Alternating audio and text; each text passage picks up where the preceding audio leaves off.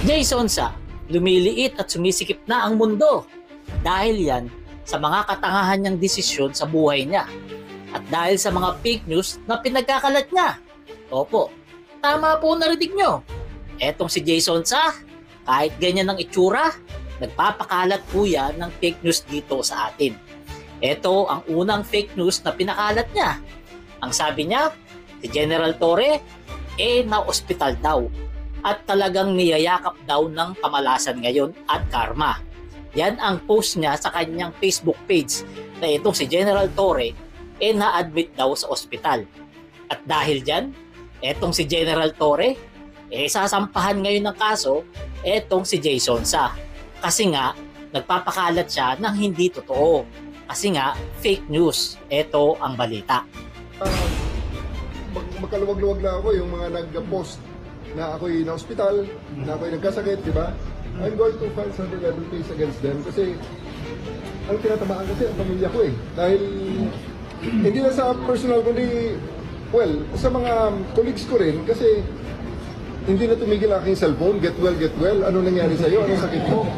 So it's really a foul, no? So, Can I identify you, sir? si Jason sa, at saka yung isang, nakalimutan ko yung isang vlogger din na, pero ang isang nakita ko unang-una nag-post nun si Jason sa. Yan, nakita nyo?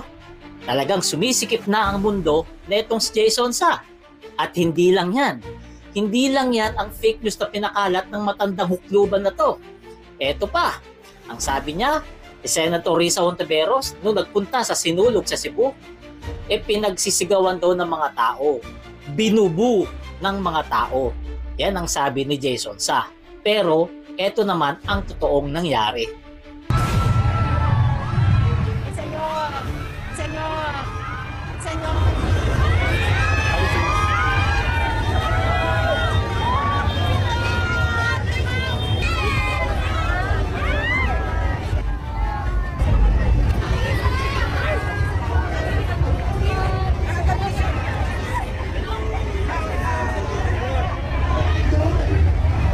Yan, nakita nyo uli.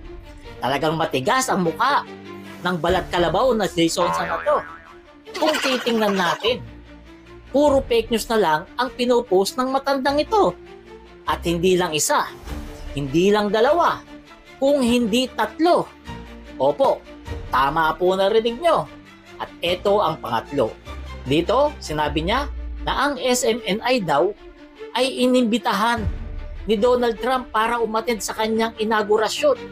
Yan ang sinabi ng matandang hukluban na to. Pero, napahiya siya dyan. Kasi mismong Rappler, pinakcheck siya. Dahil hindi naman pala talaga totoo.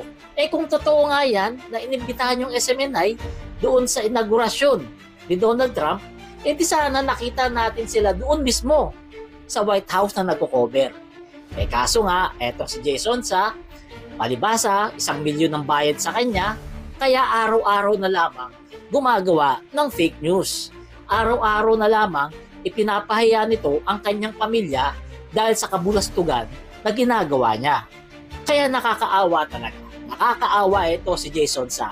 Sa kabila ng ganyan niyang itsura, ang lakas pa ng loob magpakalat ng fake news dito sa atin. Sa kabila ng sinumpa niyang pagmumuka, kung magpakalat ng fake news, talagang lantaran at bulgaran. Kaya ngayon, sasampahan na siya ng kaso ni General Torre, kaya sisikip na ang mundo na ito. Ibig sabihin, etong si Jason sa, magtatago-tago na rin to kapag talagang natuluyan ng naisampa ang kaso.